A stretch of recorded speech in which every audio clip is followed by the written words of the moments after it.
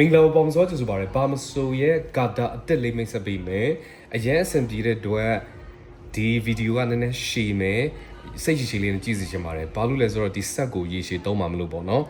ဒီကာတာကိုကျွန်တော်တို့ carton box တစ်ခုနဲ့ရောက်လာမယ်ဖွင့်လိုက်တဲ့အချိန်မှာဆိုရင်ဆက်တစ်လုံးပါမယ် menu design ပါမယ်ပြီးရင်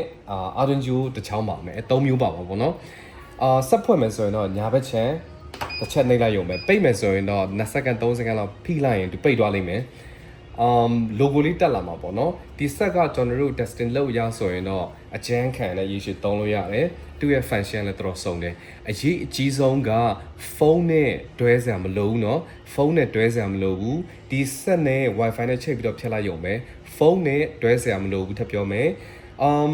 သူ့အထဲမှာ data update ဆိုတဲ့ function လေးတစ်ခုရှိရဲအဲ့ဒီ setting ထဲကို data update လို့နှိပ်လိုက်ပြီဆိုတာနဲ့တခါလေ wifi ပြတ်သွားတဲ့အချိန်မှာလဲကို download ချထားတဲ့ဟာတွေကိုဖြတ်ထားတာတွေတည်းမြပြန်ဖြတ်လို့ရတယ်เนาะကျွန်တော်တို့ဆက်ကကိုစီရောက်လာပြီဆိုရင်တော့အရေးကြီးတာနှစ်ချက်အရင်လုပ်ပေးပါတစ်ချက်ကတော့ system information ထဲဝင်မယ် firmware ပေါ့သူ့ရဲ့ firmware ကို update လုပ်ပေးမှာပေါ့เนาะဒီမှာ version update password တော့ default အနေနဲ့ဘယ်ဆက်ပဲဖြစ်1212နေလိုက်ပြီး confirm နေလိုက်ပြီးဆိုတာ ਨੇ သူက update လုပ်သွားလိမ့်မယ် wifi ကောင်းလို့ဆိုရင်တော့ minute တွင်းဆိုပြီးသွားပြီဒီ data manage ထဲဝင်ပြီးတော့ data update လုပ်ပေးရမယ်အဲ့နှစ်ခု update လုပ်ပေးရမယ်เนาะdata update ကိုလေတစ်ပတ်တစ်ချိန်လုပ်စီချင်တယ်ဘာလို့လဲဆိုတော့ update ဖြစ်တဲ့ model device တွေကကြတော့ဒီချက်မှာလည်းတောက်လျှောက် update ဖြစ်သွားစီအောင်ပေါ့နော်ဒီ scan ကဘယ်နေရာလေးမှာထားရမလဲဆိုတော့နေရာလေးကိုကျွန်တော်ပြောပါပေးမယ်အဲ့နေရာလေးကိုမှန်အောင်ထားမှသူဖြတ်ထွက်လာတဲ့ပုံစံနာကြမှာဖြစ်ပါတယ်เนาะနေရာလေးထားတာမှန်မှာဖြတ်ထွက်လာတဲ့ပုံကစံနာကြမှာဖြစ်ပါတယ်အဲ့ဒါရေးကြည့်ရเนาะမှန်အောင်ထားရမယ်โอเคအဲ့ဒီမှန်အောင်ထားဖို့ကကျွန်တော်အခုရှင်းပြပေးမယ်ဒီမှာတစ်ချက်ကြည့်ပေးပါဦးโอเคဒီမှာကော်ချောင်းလေးတစ်ချောင်းရှိတယ်လားကော်ချောင်းလေးတစ်ချောင်းရှိတယ်ဒီမှာကော်ချောင်းလေးတစ်ချောင်းဒီကော်ချောင်းတစ်ချောင်းကသူ့ရဲ့အတွင်းစီးရဲ့အပြင်စီးရဲ့ရှိမယ်ကျွန်တော်တို့ကဒီကော်ချောင်းရဲ့အပြင်စီးကိုအတီးယူမယ်เนาะဒီကော်ချောင်းရဲ့အပြင်စီးကိုအတီးယူမယ်ပြောချင်တာကျွန်တော်တို့အထဲထည့်လိုက်တဲ့အချိန်မှာဒီမှာကြည့်ကော်ချောင်းရဲ့အတွင်းစီးမဟုတ်ဘဲနဲ့အပြင်စီးကိုကျွန်တော်တို့ကယူလိုက်မယ်เนาะဒီ scan ကဒီမှာကြည့်ဒီအချိုက်အောက်နားလေးမှာသူကထည့်ရမှာဖြစ်ပါတယ်ဘာလို့အဲ့ဒါမှာ scan က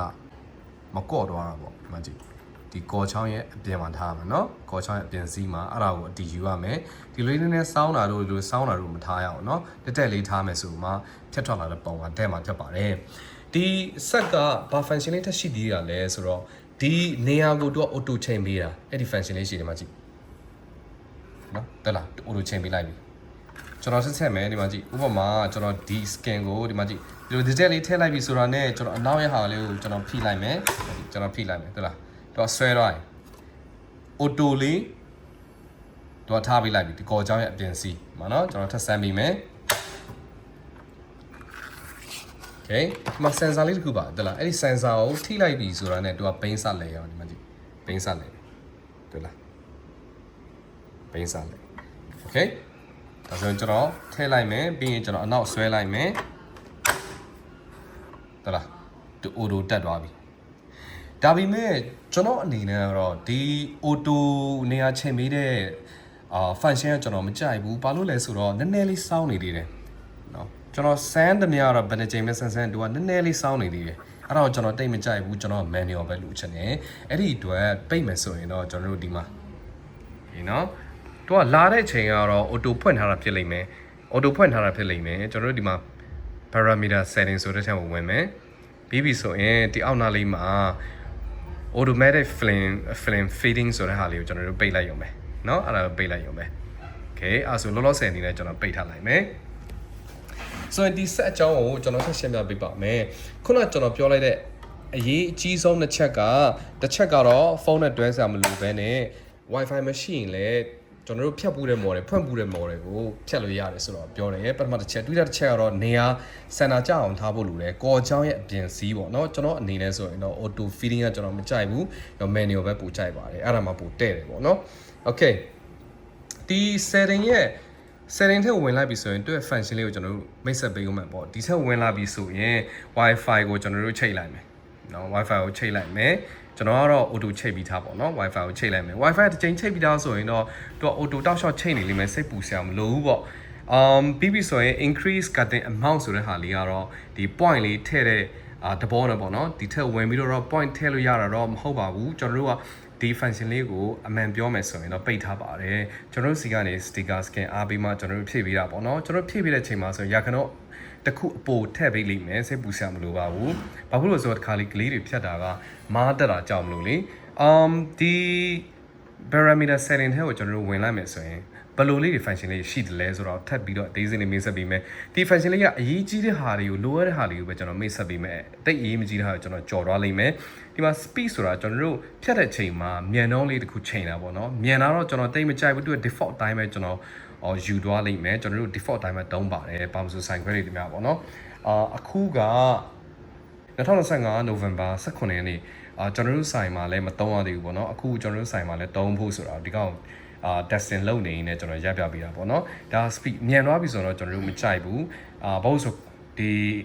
ဖြတ်တဲ့ချိန်မှာဒီမားနေမှာဆိုလို့ error တက်နေမှာဆိုကွက်တိမကြမှာဆိုလို့ပေါ့ precise မဖြစ်မှာဆိုလို့ပေါ့နော် blade force ဆိုတာဒီဖြတ်တဲ့ချိန်မှာသူ့ရဲ့ဒီဓာတ်ရဲ့ဖိအားကိုပြောတာပေါ့နော်ကျွန်တော်တို့ဒီမှာလေး number လေးရှိရသလားဒီတစ်ကနေ9ပေါ့နော်တစ်ဆိုရင်တော့သူ့ရဲ့အချောင်းကတူတယ်ပေါ့နော်9ဆိုရင်တော့အရှည်ဆုံးထွက်လာမှာပေါ့ဘာလို့ဆိုတော့ကျွန်တော်တို့ဖြတ်တဲ့ skin ကတချို့ဟာတွေကပါတယ်တချို့ဟာတွေကထူတယ်ပြီးတော့ hydrogel လည်းအတိုင်းပဲတချို့ပါတယ်တချို့ထူတယ်privacy ဆိုတော့ပိုထူတယ်အထူဆုံးပဲပေါ့နော်ကျွန်တော်တို့သူ့ရဲ့အထူပါပေါ်မှာမူတည်ပြီးတော့တက်ကနေ9ဒီကျွန်တော်ရွေးလို့ရတာပေါ့ပုံမှန်အဖြစ်ပြောမယ်ဆိုရင်ဘာမစကွေရဲ့ skin တွေ hydrogel တွေကတော့ခွန်8 9ဒီ3ခုနေရာမှာကျွန်တော်တို့ကြိုက်တာရွေးပြီးတော့ဖြတ်လိုက်လို့ရပါတယ်ကျွန်တော်တို့ကတော့8မှာပဲရွေးပြီးတော့ဖြတ်တာပေါ့နော်ခွန်မှလည်းရပါတယ် okay ကိုအခြေအနေအရကြည့်ပြီးတော့ဖြတ်လို့ရတယ်ဒါပေမဲ့9လောက်ရွေးပြီးတော့မှမပြတ်ဘူးဆိုရင်တော့ကျွန်တော်တို့ blade force ကိုကျွန်တော်တို့ PR ကိုထပ်ပြီးတော့တိုးပေးလိုက်တာပေါ့ဒီဟာလေးက me light ဆိုတာကတော့ me ပေါ့နော်ဒီဟာလေးကို me ကိုကျွန်တော်တို့ပိတ်မယ်ဘယ်လောက်မိန်မလဲเนาะ me လေးကိုကစားပြီးတာပေါ့အဲ့ဒါလေးပါပဲ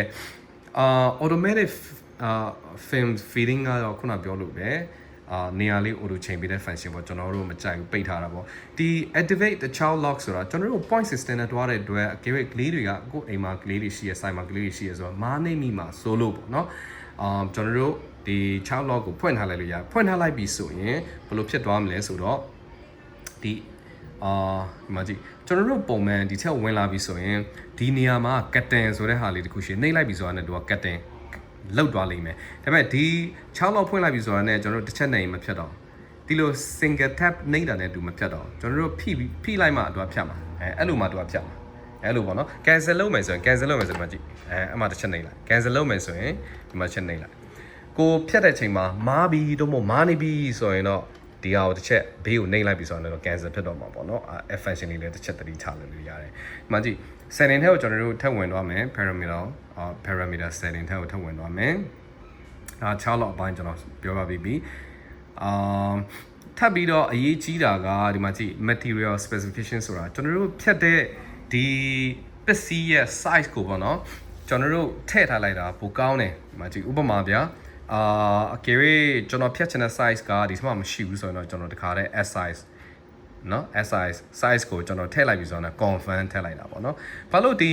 size ကိုထည့်တင်တာလဲဆိုတော့ size ကို size ရရွေးပြီးတော့ဖြတ်မ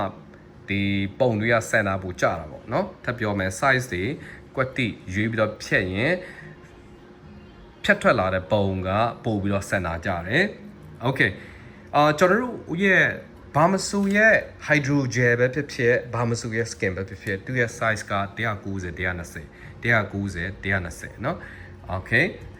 အကယ်၍များကျွန်တော်တို့ဘာမဆူမှာဆိုရင်ဒီ190 120depth အတွက်လည်းမဖြတ်ဘူးဒီဆက်က depth အထိဖြတ်လို့ရမယ်เนาะဒီဆက်က depth အထိရမယ်MacBook အထိတော့မရအောင်เนาะ depth အထိတော့ရမယ်ကျွန်တော်တို့ဘာမဆူမှာတော့ဒီလောလောဆယ်ပေါ့ hydrogel နဲ့ baskin မျိုးပဲရတဲ့အတွက်မျိုးစလုံးရဲ့ size ကလည်း190 120ဆိုရင်ကျွန်တော်ကျန်တဲ့ဟာတွေအားလုံးဖြတ်လိုက်လို့ရတယ်ကျန်တဲ့ဟာအားလုံးဖြတ်လိုက်လို့ရတယ်မလိုဘူးပေါ့နော် okay ကျွန်တော်တို့ဒီလိုလေးဖြတ်ချင်တဲ့ size လေးထည့်လိုက်ပြီဆိုတော့ဒါလေးတစ်ချက်ဖွင့်ပေးထားပေါ့ဒါလေးဖွင့်ပေးထားအဲ့ဒါမှဒါကျွန်တော်တို့ဖြတ်တဲ့ချိန်မှာသူကလိုချင်တဲ့ size လေးကျွန်တော်တို့ရွေးလို့ရမယ်ဒီမှာကြည့်ဝင်သွားပြီဆိုရင်တော့သူ auto လေးရွေးပေးထားတယ်ကျွန်တော်တို့ဘာမဆိုရဲ scan တွေကကျတော့190 120ကျွန်တော်တို့ setting လောက်ထားတော့မဟုတ်ဘူးသူလည်း2ကိုကလေးက190 120 auto လေး ကန်ကောင်းစွာနဲ့ကျွန်တော်ရွေးပေးထားတယ်ဘယ်ဟာပဲရွေးတူက190 120လည်းတူတွားလိုက်မယ်လူကြီးမလို့စီမှာရအောင်လေဒီတိုင်းပဲဖြစ်လိမ့်မယ်အကယ်၍များကိုကတစ် site ပဲလိုချင်တယ်ဆိုတော့ channel size တွေအားလုံးဖြတ်ပေါ့နော်ဖြတ်ပြီးပြီဆိုတော့ဒီတစ်ခုကိုပဲကြံခက်လိုက်တဲ့အချိန်မှာဥပမာနေရာနဲ့300ပဲကြံခက်လိုက်တဲ့အချိန်မှာဆိုရင်တော့သူကဒီဟာကိုပဲရွေးပြီးတော့ဖြတ်မှာပေါ့โอเคနော်အကယ်၍ကျွန်တော်တို့ပြောင်းပြီးဖြတ်မယ်ဆိုရင်လည်းရွေးလို့ရတယ်ဒီမှာကြည့်တက်လားโอเคနော်ကျွန်တော်တို့ထပ်သွားမယ်ဒီโอเคခုနပြောတာဖြတ်တယ်ဆိုတော့ဒီမှာတစ်ချက်နှိပ်လိုက်ပြီဆိုတာနဲ့ convert ဆိုရင် delete size ဖြစ်သွားပြီเนาะအောက်နာလေးမှာဒါလေးအခြားဟာဘာမှလုံးစရာမရှိဘူးဘာမှလုံးစရာမရှိဘူးโอเคဘာမှလုံးစရာမရှိဘူးเนาะ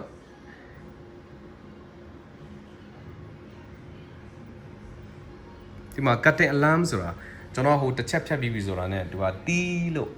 အကြောင်းကြားပြီးអော်ပေးတာပေါ့အဲ့ဒါကိုဆိုရင်တော့ကျွန်တော် cutting alarm လေးကျွန်တော်ဖွင့်ထားပေးတာပေါ့เนาะမဖွင့်လည်းရပါတယ်ပိတ်ထားလို့လည်းရတယ်တခါလေးစိုင်မာကလေးတွေအလုပ်များတော့ဖြတ်ထားလိုက်ပြီဆိုတာသူအခြားကိစ္စတော့လောက်တာလေဖြတ်ပြီးပြီဆိုရင်တော့သူပြန်អော်ပေးရပေါ့ okay เนาะသူရဲ့ model လေးတွေပစ္စည်းလေးတွေတော့တော်စုံတယ်ဈေးကွက်မှာရှိတဲ့ပစ္စည်းတွေများသူစီမှာရှိလိမ့်မယ်သူစီမှာရှိလိမ့်မယ်သူစီမှာရှိလိမ့်မယ်ဒီမှာကြည့်စုံပဲကြိုက်တာဖြတ်အားလုံးရှိရအားလုံးရှိရဒီမှာ okay เนาะအားလုံးရှိရဥမာ Apple ရဲ့17 Pro Max ကိုတစ်ချက်ဝင်ကြည့်ကြည့်အောင်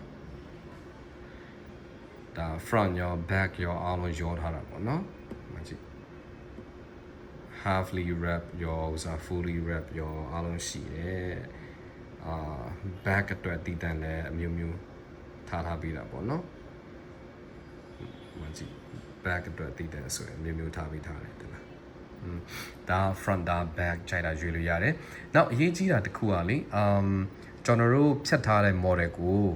favorite လောက်ထားချက်စေချင်တယ်ဆိုရင်ဘာလို့ဆိုတော့ဒီခါလေးကလေဒီထက်ဝင်လာပြီးတော့လာရွေးတာအချိန်ကုန်တယ်ဆိုရင်တော့ဒီကောင်းကိုကျွန်တော် favorite လောက်ထားမယ်ကွာဒီမှာကြည့် favorite လောက်ထားလိုက်ပြီဆိုရင်ကျွန်တော်တို့ကဖြတ်တဲ့ချိန်မှာဒီမှာကြည့် cutting favorite ကိုပဲနှိပ်လိုက်ရုံပဲအဲဆိုရင်ကိုယ့်ရဲ့ favorite ကိုရွေးပြီးတော့ဖြတ်လိုက်ရုံပဲဒီအနေနဲ့ဆိုရင်မြင်တယ်ပေါ့နော်နောက်တစ်ခု cutting history ထဲမှာလည်းဒီနေ့ဖြတ်ထားတဲ့ model ကိုထည့်ရွေးမယ်ဆိုရင်လည်းရတယ်ခင်နော်ဒီနေရာလေးကကိုကြမ်းမဲ့ point ပေါ့ကိုကြမ်းမဲ့ point လေနော်ဒါဖြတ်လိုက်တဲ့ point လေးပေါ့တခါတလေမှာဆက်ကဖြတ်တာကြာရပြီဆိုရင်တော့ဒီလိုဖြတ်တတ်တယ်ဒီမှာကြည့်အပြင်စီးခုနကျွန်တော်ပြောတဲ့အပြင်စီးကွက်တိထားလိုက်ပြီဆိုပေမဲ့ဒီမှာတစ်ချက်ကြည့်လိုက်တွေ့လားသူဖြတ်လိုက်တယ်ဒါပေမဲ့ဘေးအရန်ရောက်တယ်မြင်လားမသိဘူးဗျာဘေးအရန်ကတ်တယ်တွေ့လားတော်လေးဥစားဒီထပ်နဲ့ကတ်လိုက်ပြီဆိုတာနဲ့ဒီကောင်ကမပြေတော့ဘူးเนาะအဲ့လိုအနေနဲ့ဖြတ်သွားပြီဆိုရင်တော့ကျွန်တော်တို့ထားတဲ့ချိန်မှာဒီကော်ချောင်းစီးရဲ့အပြင်ဖက်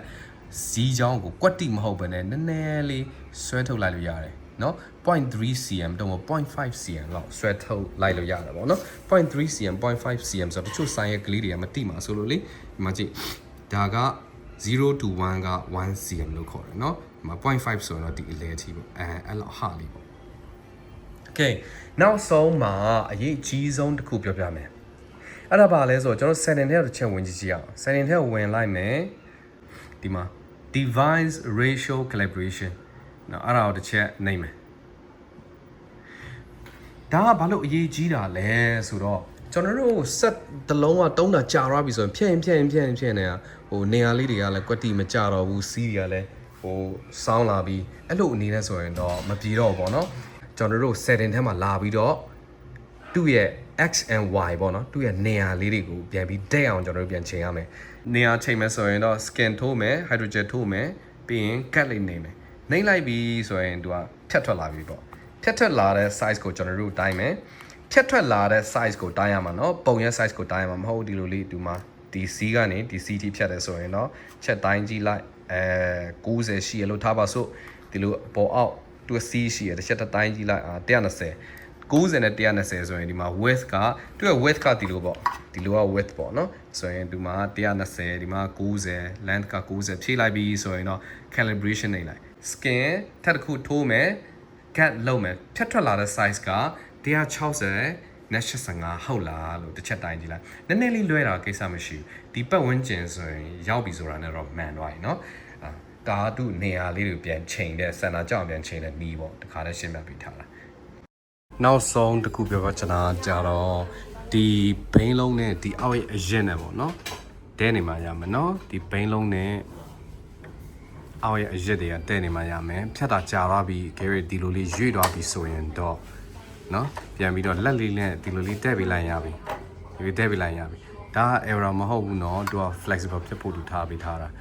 เนาะ